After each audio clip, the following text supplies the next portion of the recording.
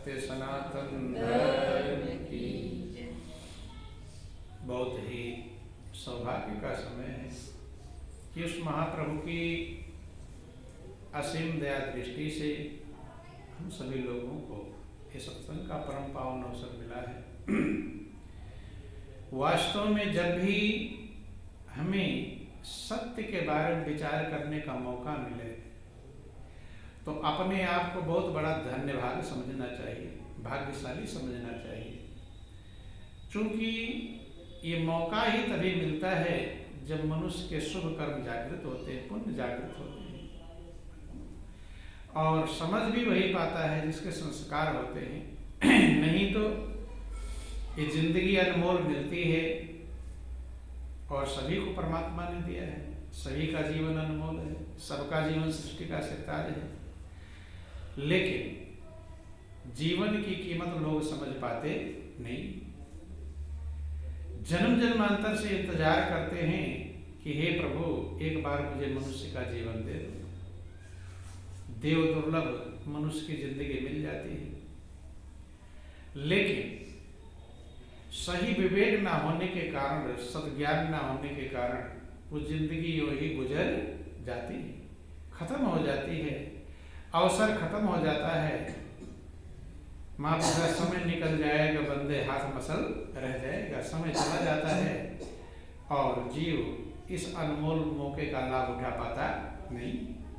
इसलिए जब भी मौका मिले कुछ समझने का, कुछ करने का, उसको अपना सौभाग्य समझ करके, प्रभु की कृपा समझ करके कभी उसमें चूकना नहीं चाहिए, संभालना चाहिए उस मौके को। महापुरुषों ने तो यहाँ तक कहा कि एक पल भी जो आपको मिल रहा है वो प्रभु की बहुत बड़ी सौगात है, बहुत बड़ी दात है। जिनको नहीं मिल रहा है वही गौर कर लेना। जो हॉस्पिटल में पड़े हुए हैं, बीमार हैं, उनसे पूछो ये पल कैसे गुजरता है। तो गौर करके देखना चाहिए इस दुनिया को। महापुरुषों ने कहा ये दुनिया ये खुली किताब है, इस किताब को जिसने पढ़ लिया फिर और किताब पढ़ने की जरूरत नहीं, क्योंकि दुनिया ही सबसे बड़ा खुला है और वो सबके सामने, और ये किताब सबके सामने रहती है। भाई किताब धर्मशास्त्र ग्रंथ तो वही पढ़ पाएगा जो पढ़ा लिखा होगा। पढ़ भी लेते हैं, अर्थ समझ नहीं पाते, समझ भी लेते हैं, कर नहीं पाते। लेकिन महापुरुष कहते हैं जिन लोग भी अपनी कीमत को समझे हैं इस दुनिया को देख करके। किसको देख करके? दुनिया रूपी किताब को जिसने पढ़ा है। दुनिया एक ऐसा सदग्रंथ है जो सबके सामने खुला होता है और सबके सामने दिखाई भी पड़ता है, लेकिन उसको समझने का हमारे अंदर विवेक होना चाहिए। क्या होना चाहिए? विवेक। विवेक नहीं है तो हीरा और पत्थर में अंतर नहीं कर पाएंगे, सोना और पीतल में अंतर नहीं स्पष्ट कर पाएंगे। सोने को ही, पीतल को क्या समझ लेंगे? सोना समझ लेंगे। रामायण लिखा गया कि कांच किरिच बदले तेले ही और करते डारी परस मनि देही। कहते हैं कि मणि के बदले पारस मणि मिला था, लेकिन उसे छोड़ देते हैं और क्या ले लेते हैं? कांच उठा लेते हैं। कभी कभी बच्चे, छोटे बच्चों को आपने देखा होगा तो छोटा सा बच्चा होता सिक्के को तो पहचानता है लेकिन नोट को नहीं पहचानता। तो 100 की नोट पकड़ा दिया, डर रहे हैं कि भाग ना दे, तो उसे सिक्का दिखाते हैं। क्या दिखाते हैं? सिक्का। सिक्का पकड़ लेता है और नोट को छोड़ देता है। अब उसे क्या पता कि ये ज्यादा कीमती है। तो ऐसे महापुरुष कहते कांच किरिच बदले तेले करते डार परस मंदेही। मणि के बदले कांच ले लेते हैं, पारस पत्थर, पारस मणि पाया है। ये जिंदगी जो आपकी है यही पारस पत्थर है। क्या यही पारस पत्थर है? इस जिंदगी से जितना आप सोना बना सको बना सकते हैं। पारस पत्थर किसी को मिल जाए तो कोई दिक्कत थोड़ा है कि सोना ना बना पाए, बना सकता है, लेकिन बनावे ही नहीं फिर पारस पत्थर पाकर भी अगर नहीं बनाया तो क्या लाभ मिला? अब पारस पत्थर को फेंक दे और कांच उठा ले तो और अज्ञानी है। ऐसे मनुष्य की जिंदगी रूपी पारस पत्थर मिला रहता है लोगों को, लेकिन इसको संभाल नहीं पाते। और क्या संभालते हैं? कांच इकट्ठा कर लेते हैं, उसको रख देते हैं, पारस पत्थर को फेंक देते हैं और कांच इकट्ठा करते हैं। जब समझ में आता है तब पछताते हैं और फिर पछताए होत का चिड़िया चुग गई कि अच्छे दिन पाछे गए और प्रभु से किया नहीं, फिर पछतावा क्या करे जब चिड़िया चुग गई खेत। अच्छे समय निकल जाते हैं और सच्चाई में अपने मन को लगा पाता नहीं और फिर पछताते रहते हैं जन्म जन्मांतर।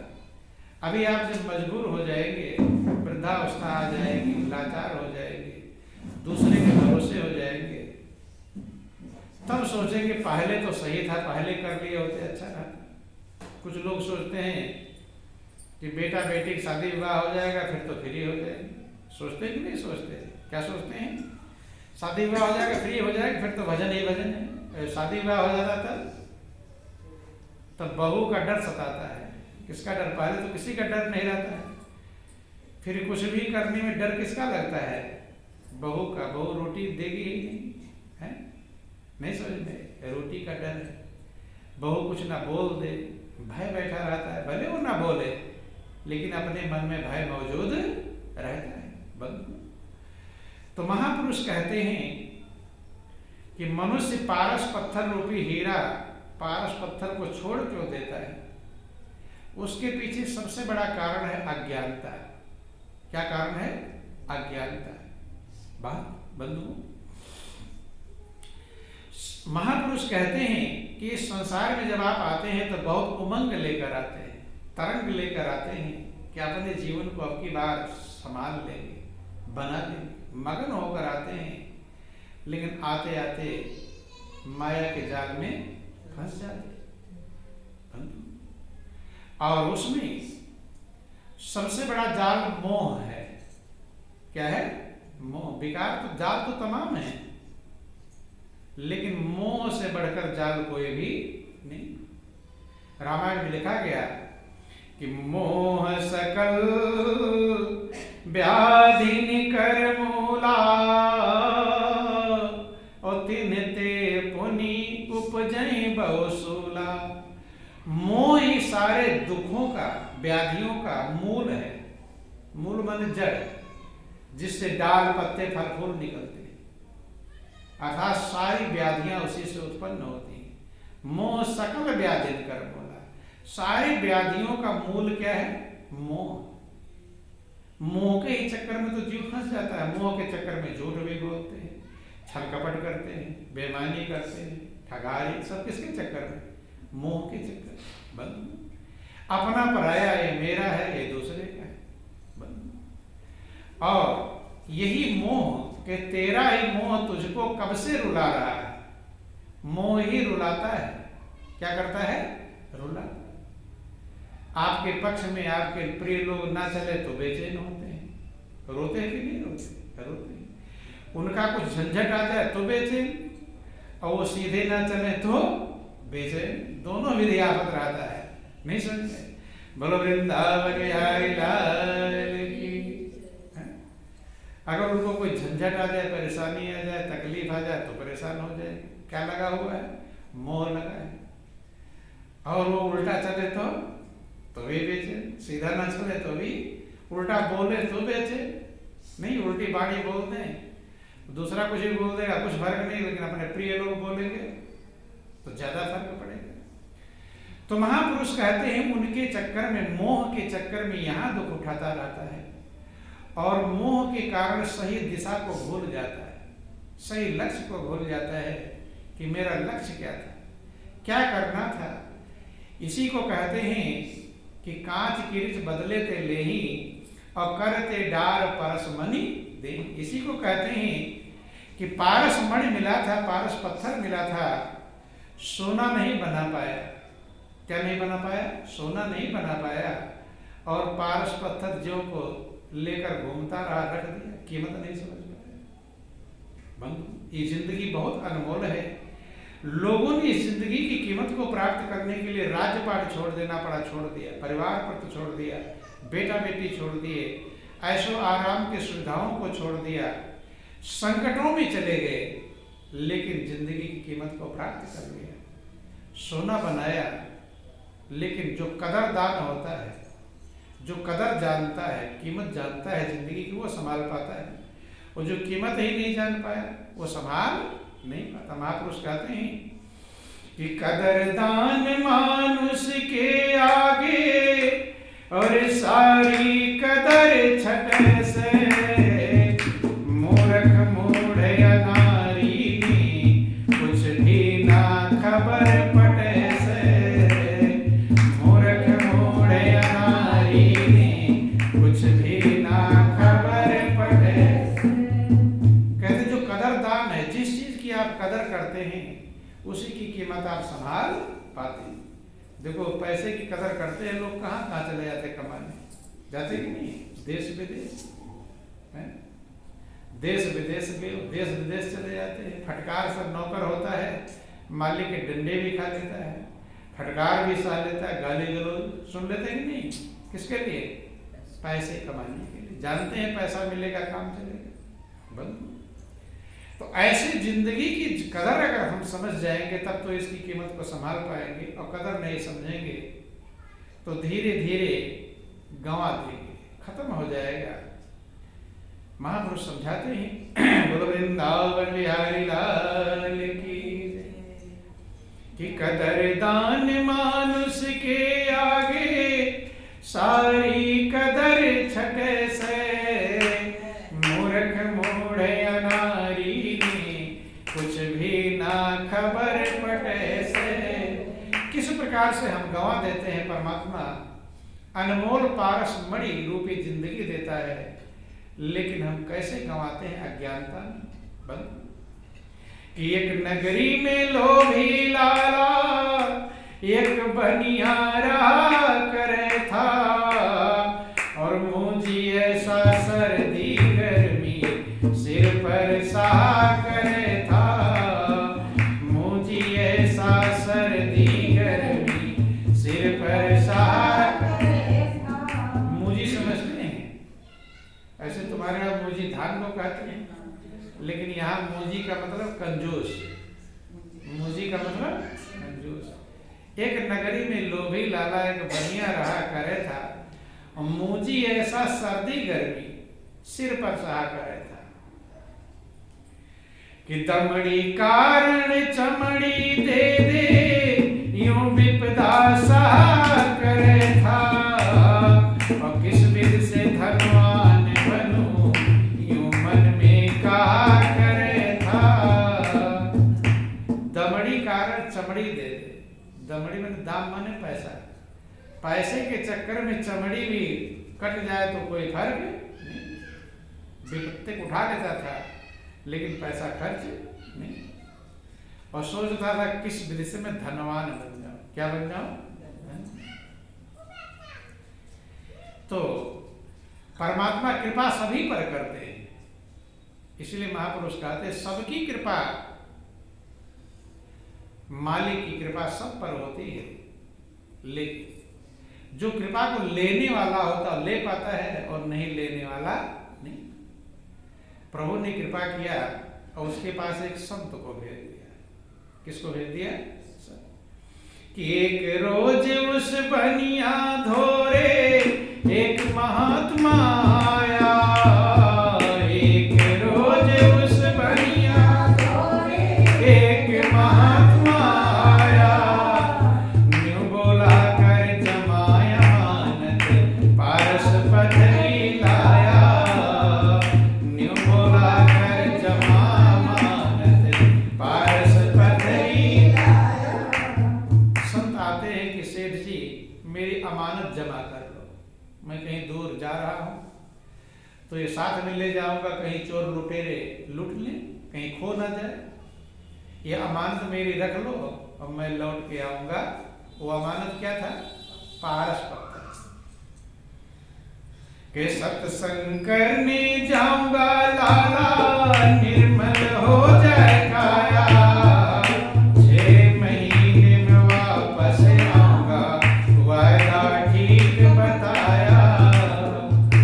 सत्संग करने से लाला, मन की मैल छट से, मूर्ख मूढ़े अनारी, कुछ भी ना खबर पटे से। संत कहते हैं कि सेठ जी, मैं जा रहा हूं सत्संग करने के लिए, और साथ में रहे, कहीं खो जाए, कुछ भी हो जाए, तो मेरा पारस पत्थर रख लो, और सत्संग करके जब लौटूंगा, 6 महीने बाद मैं लौट कर आऊंगा, तभी अपना पारस पत्थर ले लूंगा। तो कितना बड़ा सौभाग्य है। कितने दिन में लौट के आएंगे? 6 महीने। तो वही कहा गया, अंधा क्या मांगे 2 आंखें, आंखें उसे मिल गई। लेकिन महापुरुष कहते हैं, कितनी भी कीमती चीज आपको मिल जाए, अगर आप विवेकवान हैं तो कीमत प्राप्त कर लेंगे, विवेकवान नहीं है तो कीमत प्राप्त नहीं। खुशी का ठिकाना नहीं कि शर्त करी मंजूर सेठनी, पारस पथरी धरली, शर्त करी मंजूर सेठनी, पारस पथरी धरली, फिर गद्दी के दई सिरहानी, तकिया नीचे ढकली, फिर गद्दी के दई सिरहानी, तकिया नीचे ढकली। इससे मैं धनवान बनूंगा, मन में अपने तकली, इससे मैं धनवान बनूंगा, मन में अपने तकली। पूछड़ चाला भाव लोहे का, बड़ रास की घट से, पूछड़ चाला भाव लोहे का, बड़ रास की घट से, मूर्ख मूढ़े अनारी, कुछ भी ना खबर पटे से। खुशी का ठिकाना ने हिरासत मंजूर कर लिया, और अब सोचा था कि जो धनी बनने का मेरा सपना था पूरा हो गया। भाई कमाते तो कितना इकट्ठा कर पाते, अब ये तो पारस पत्थर है, जितना इसमें लोहा छुआएंगे सब सोना बनता चला जाएगा, और धन धान्य से भर जाएगा, इतना धन हो जाएगा, ऐसा कुछ ठिकाना नहीं। लेकिन अंदर जो रहता है, ध्यान देना, इसीलिए महापुरुष कहते हैं कि मनुष्य के संस्कार ही कर्म करवाते हैं। क्या करवाते हैं? संस्कार कर्म करवाते हैं। आपके संस्कार जैसे रहेंगे उतना ही कर्म कर पाएंगे। अच्छे रहेंगे तो अच्छा कर्म कर पाएंगे, उल्टे संस्कार रहेंगे तो उल्टा कर्म करवा पाएंगे। ज्यादा तेज संस्कार रहेंगे तो जल्दी अच्छे कर्म कर लेंगे, और उल्टे संस्कार रहेंगे बुरे कर्म कर लेंगे। इसलिए महापुरुष संस्कार परिवर्तन के लिए हमेशा कहते हैं बंधु। अब संस्कार उसका कैसा था? कंजूस का था, मोजी का था। सोचा कि घर के जो लोहे के सामान हैं, हाशिया है, फावड़ा है, कुदाल है, खुरपा है, तमाम सामान लोहे के, तवा है, चिमटा है, जो सामान घर के हैं, अगर इन्हें सोना बना लूंगा तो मोह लगेगा कि सोने का कुदाल लेकर जाएंगे खेत में, थोड़ा नहीं समझे। सोने के फावड़े से फिर मिट्टी वाला काम। उसने सोचा तो छोटे छोटे हैं, बाजार से ढेर सारा लोहा खरीद लाओ। क्या लाओ? ढेर सारा लोहा, और छुआ दूंगा ये सब सोना बन जाए इकट्ठा। लेकिन अंदर का संस्कार क्या है? कंजूस वाला। ध्यान देना, ये संस्कार की कीमत है। जहां आप चलेंगे और जो कुछ भी करेंगे, सोचेंगे, विचारेंगे, हर जगह प्रधान क्या रहता है? संस्कार। बोलेंगे कैसा? जैसा आपके संस्कार रहेंगे। विचार तरंगे आपके अंदर क्या चलेगी? जैसे संस्कार रहेंगे। कर्म क्या करेंगे? संस्कार रहेंगे। तो देख लिया कि सोना बनाने की व्यवस्था मिल गई है, लेकिन संस्कार रोक देता है। क्या रोकता है? हर जगह पर कंजूसी का प्रयोग किया है। किसका प्रयोग किया है? कंजूसी का। तो वहां क्या कंजूसी करेगा कि नहीं करेगा? सोचा कि पता कर लूं लोहा सस्ता है कि महंगा, क्या है, सस्ता है कि महंगा है। अब पूछने गया सेठ के पास। सेठ ने कहा भाई आप हमारे मित्र हैं। दूसरा कोई होता ना बतलाते। इस समय लोहे का रेट थोड़ा बढ़ा हुआ है, बस जल्दी ही कम होने वाला है। क्या होने वाला? कम। जब कम हो जाएगा तब ले जाना, तुम तो हमारे मित्र, चाय पानी पीकर आगे। ऐसे ही मनुष्य अच्छे कर्म करने के लिए सोचता है। क्या सोचता है? भाव बढ़ा है कि घटा है, नहीं समझ में। अच्छे कर्म का क्या सोचता है कि भाव बढ़ा कि घटा है। जब कभी धर्म कर्म करने का मौका आता तो हिसाब लगाते हैं। क्या लगाते हैं? हिसाब। और दुनियादारी के लिए शादी विवाह जाता तब तो हिसाब लगाते हैं। तो कितना भी खर्च हो जाए, पूरे गांव में ही जैसी शादी ना हुई वैसी मेरी शादी होनी चाहिए। चाहते हैं कि नहीं चाहते? बर्थडे मनाना हो तो दुनियादारी में नहीं, हिसाब किताब कहाँ लगाएंगे? धर्म। क्यों? उसके पीछे मात्र कारण छिपा हुआ उसके संस्कार का। किसका कारण? संस्कार जैसा रहेगा वैसा हम विचार करेंगे। पूछने गया तो पता चला कि लोहे का भाव बढ़ा हुआ। कि एक दिन पूछा, 2 दिन पूछा, 100 बार पूछवाया। एक दिन पूछा, 2 दिन पूछा, 100 बार पूछवाया। तेजी खा गया भाव लोहे का, दिन दिन हुआ साया। तेजी खा गया भाव लोहे का, दिन दिन हुआ साया। लोभी लाला के कारण नहीं खरीदन पाया। लोभी लाला लोभ के कारण नहीं खरीदन पाया। 6 महीने गए बीत चाल कर वही महात्मा आया। 6 महीने गए बीत चाल कर वही महात्मा आया। न्यू बोला कर जमाय मानत, अब क्यों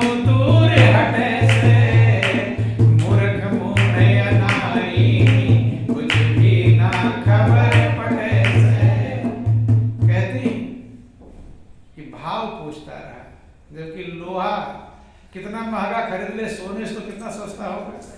लेकिन आदत जो है, जो स्वभाव है, जो संस्कार है, उसी के अनुसार मनुष्य कार्य करता है। एक दिन पूछा, 2 दिन पूछा, 100 बार पूछवाया। और तेजी खा गया भाव लोहे का, दिन दिन हुआ सवाया। लोहे का भाव बढ़ता चला गया। और लोभी लाला लोभ के कारण नहीं खरीदन पाया। जब यहाँ पूरी जिंदगी बीत जाती है तो 6 महीने बीतने में टाइम लगेगा। 6 महीने गए बीत चाल कर वही महात्मा आए। 6 महीने बीत गए, अब वही महात्मा आए, संत आए। बोलो वृंदावन बिहारी लाल की। जब 6 महीने बीत गए, वही महात्मा आए, संत आते हैं बंधु। कहते हैं कि अब लाओ मेरी अमानत जमा कर दो। क्या कर दो? जमा दे। संत ने हाथ बढ़ाया। कहने का अभिप्राय है कि हमारी जिंदगी बीत जाती है, हम सही दिशा की तरफ मजबूत हो पाते नहीं। लाभ हानि सोचते रहते हैं, घाटा मुनाफा सोचते रहते हैं। कहीं घाटा ना, धर्म में तो घाटा सोचते हैं, लेकिन दुनियादारी में घाटा नहीं। परमात्मा निकलवा दे, कितना भी निकल जाएगा, वहां कुछ दिक्कत नहीं। लेकिन धर्म के कार्य में हिसाब किताब ये भूल है। जब मनुष्य को जो मौका मिले उसमें कभी चूकना नहीं चाहिए। इसीलिए महापुरुष कहते काल करे सो आज कर, आज करे सो अब पल में परलय होएगी, बहुर करोगे कब। कल करना है आज कर लो, और आज करना है अब करो। कहते हैं फिर कब करोगे, फिर मौका मिलने वाला नहीं। बंद। अब जो है, लेकिन जीव चूक जाता है किसके कारण से? संस्कार के कारण से चूकते, और किसी कारण से समझते भी हैं, सुनते भी हैं, समझ में आता है कि फायदेमंद है, लेकिन चूकते क्यों है?